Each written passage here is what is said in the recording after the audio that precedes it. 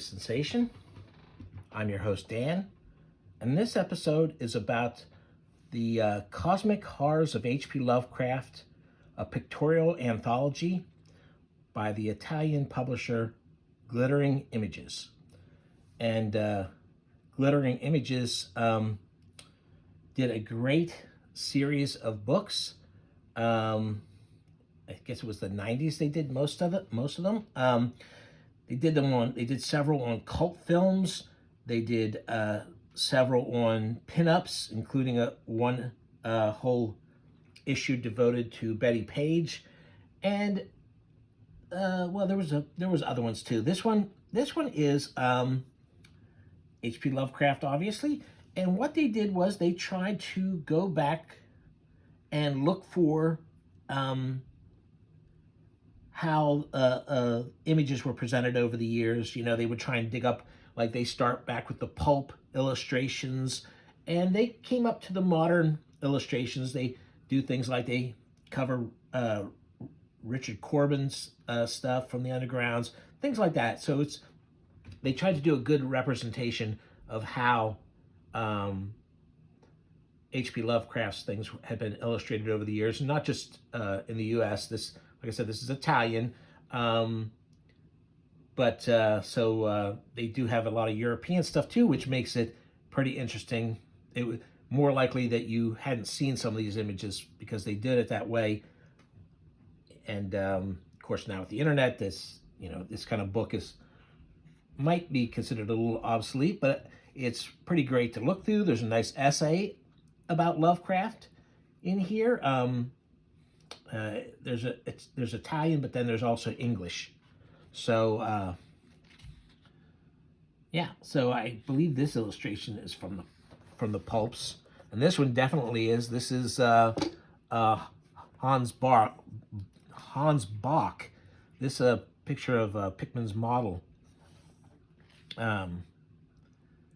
So Bach is a pretty famous illustrator for the pulps. And there's from Savage Sword of Conan. There's an adaptation of they're trying to, because Howard also who created Conan also wrote and was somewhat influenced by H.P. Lovecraft. This is really interesting. This is something I hadn't seen before. It looks like it's a bestiary of Lovecraft monsters from 1969. And there's some pretty cool looking monsters here. There's Virgil Finlay, another one of the Weird Tales illustrators.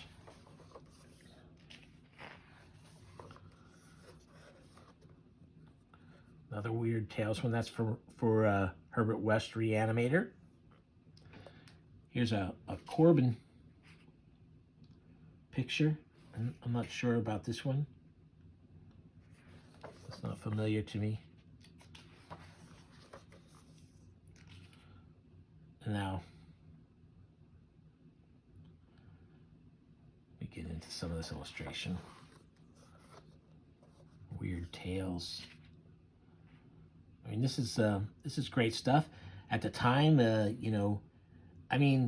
Lovecraft.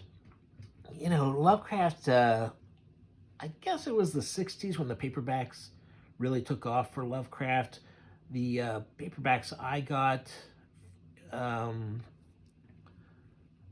in the early 70s had been printed in the 60s, I think. And, but he hadn't reached what the mania, the overwhelming stature he's got, he was to achieve later on. And so, like, this kind of thing was really pretty great. There's one of those sexy horror comics, the Italian sexy horror stuff, influenced by Lovecraft, or saying. I can't tell that by the pictures they're using there. You'll recognize, you might, if you have the H.P. Lovecraft issue of Heavy Metal, you'll recognize some of this artwork from those stories that were reprinted in Heavy Metal. I have that issue. There's some really good stories in there, but overall, I was kind of disappointed with that issue. As being a big Lovecraft fan, I thought they might have found some more interesting things. This Pickman's model, this story had gotten the cover, although it looked more like a Medusa coming out from a manhole cover on the cover, but it got the cover for the Pickman's model story.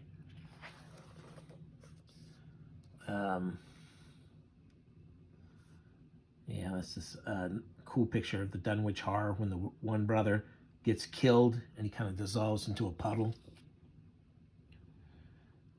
So here's another from another one of the Marvel horror anthologies. The thing on the roof. A bunch of flying. There's a flying pull-up by Tom Sullivan. A couple Tom Sullivan stuff in here.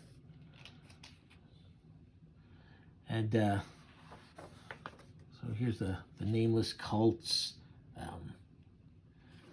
Here's the weird creatures, shadow from the abyss, but they actually look like the design is taken from the cover of the one pulp magazine that is illustrating At the Mountains of Madness. Of course, one of the deep ones in his mouth. And now this is one of those usual, whenever people are doing at the time there were very few movies actually based on Lovecraft, because so many of his stories, well, first off, they're short, and they take all kinds of special effects to really pull it across, because you can't get away with not showing stuff like he got away with not really describing things in his stories. So there weren't really that many Lovecraft adaptations at the time this was done. So they go pretty far out of their way. Like, they consider the creature from the Black Lagoon to be the deep one. But, there were other things that were, it's not like Lovecraft popped up and created all this stuff from whole cloth. So I don't know that some of these things that they're saying, oh, this is definitely Lovecraft inspired, I don't know that that's always true. But,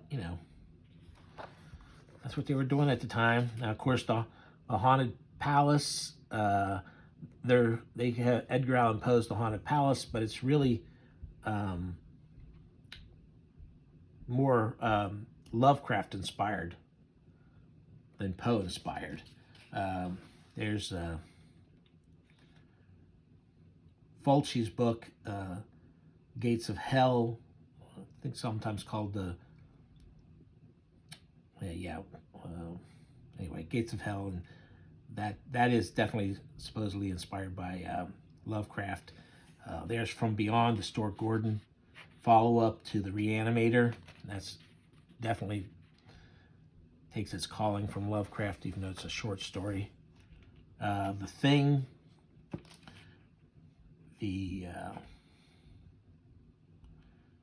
consider that Lovecraft inspired, and that's not a very good movie. That's not even that great a monster, to be honest. But The Fly, is that Lovecraft inspired? Now this creature from Possession, this thing that's created basically from the breakup of a marriage, this monster there really does seem Lovecraftian. And Giger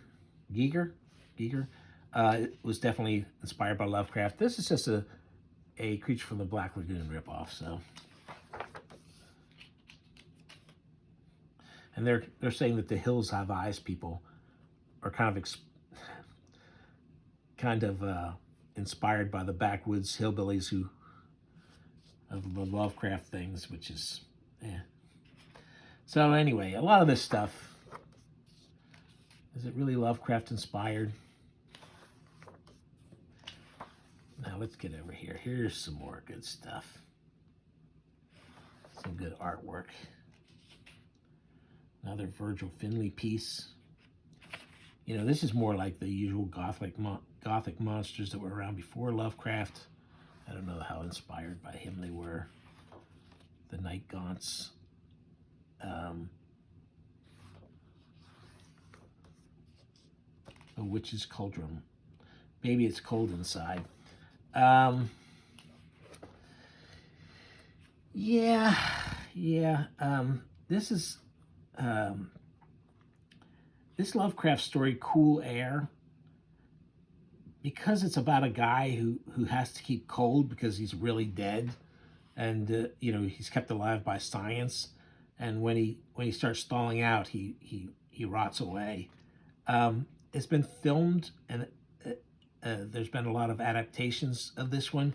I think because it doesn't need a big budget to do it.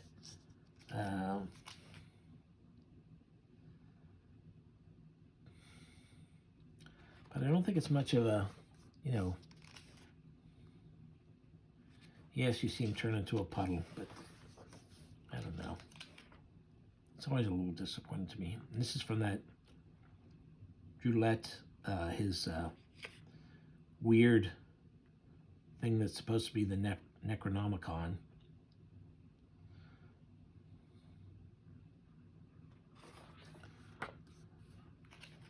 So he wrote this.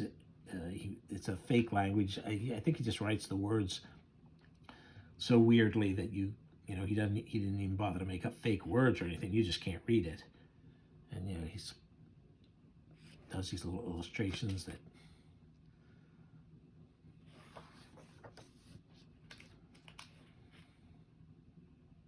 this is a really great one. It's a great picture. Here's some of the work from the Italian comics again. And more Finlay. Now this is weirdly laid out. I'm not sure quite, you know, the little pages. I guess maybe 2 panels would be on each page. Not sure, but there's the deep ones. They're the versions of them that are in this story.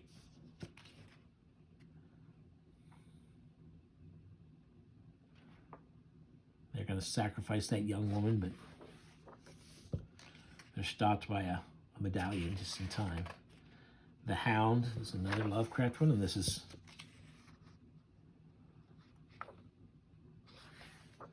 look at that. It's a great illustration there.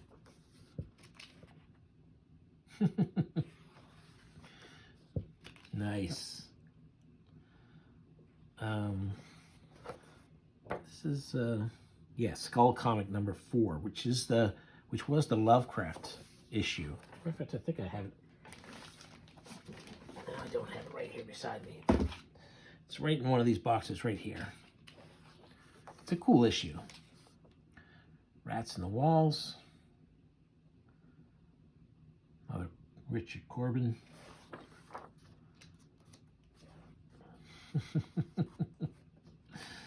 Somebody being eaten alive by rats. He does pretty good. These are pretty good expressions. You know, Corbin's, I think he used himself as the model for that. That kind of looks a little bit like him. Corbin's got this kind of cartoony style, and every once in a while there's a panel where I go like, really? But I love Corbin, and the cartooniness fits this. You know, whenever they try and make them too realistic looking, the people in these stories, I don't think it really works. So,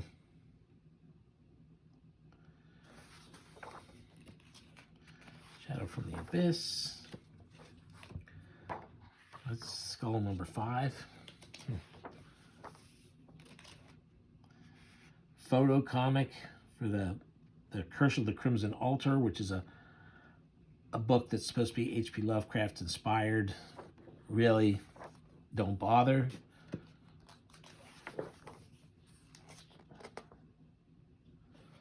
Yet another one of the sexy Italian comics. See the nudity. A demon trying to have sex with the woman.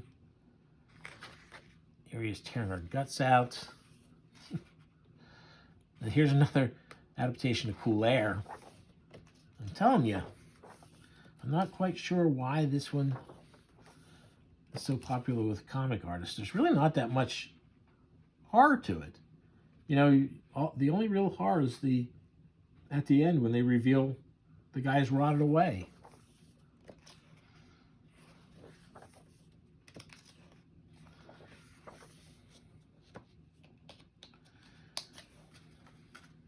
Nice horny toad monster. More of the Italian comics.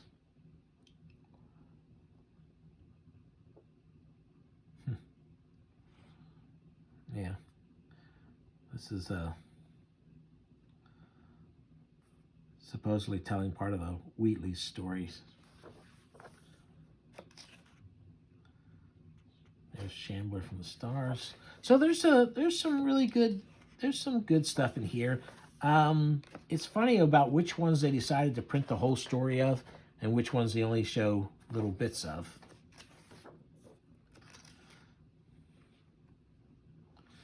And this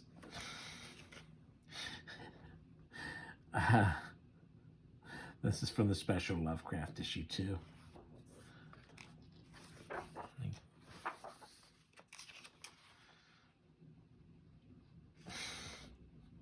Doesn't really look, some of these just, what their connection might be supposed to be to Lovecraft, I don't know.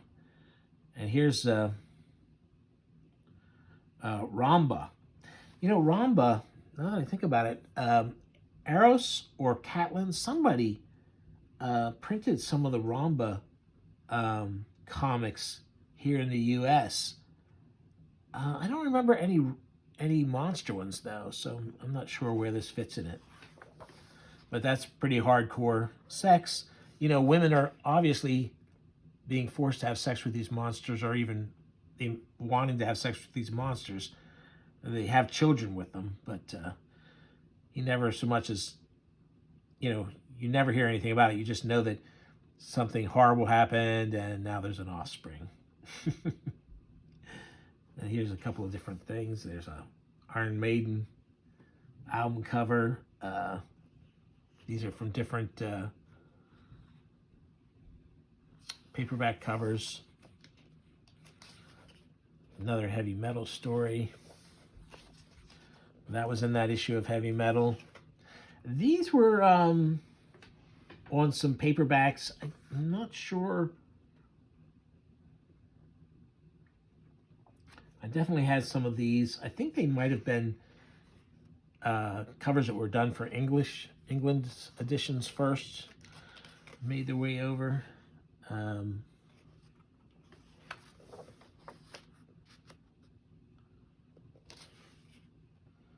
Just a lot more illustrations here.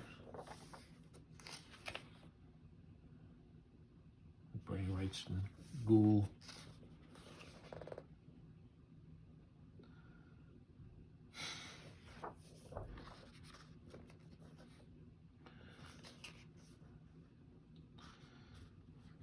Lots of crazy looking monsters here. Lots of them.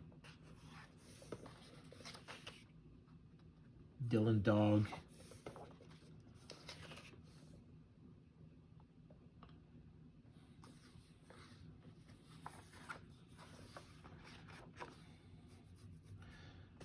I don't know what, I'm not sure. I do have this, I do have the translated Dylan Dog. I don't remember exactly what's going on here, but, you know, this guy goes to have fisticuffs with the gill man and ends up eating right away.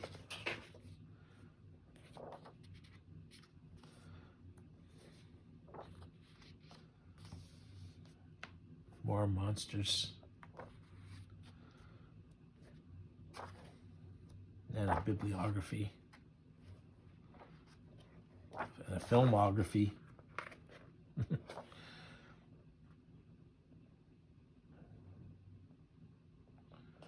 Yeah. Anyway, that's it. I hope you like some of these images. You know, this series was pretty collectible for a while. I don't know if it still is or not. It's fun to track down. You saw whether it's worth how much it's worth to you because we looked through the whole thing. I like it. The essay's not real long in the beginning of it. Like I said, it's odd which ones they decided. I mean, two Cool Air, you know, adaptations. They've run the complete versions of those, but some of the other things that to me would have been more interesting and harder to find, they only do a page or two. But anyway, when was it? Yeah, 1991. Yeah, so this would have this was not the first one of the series. I think the first ones were either the pinups or the cult movie ones. So the late 80s and early 90s is when this, but it was cool. They used to carry them at the Tower Records down in DC. So you know, but they were expensive at the time. They were really expensive. So I did not get very many of them. I think I have this one, and I think I might still have one of the cult ones, and I had one of the Betty Page ones, but I don't know. I don't even know if I still have them anymore. But there you go. This is the one I got. Definitely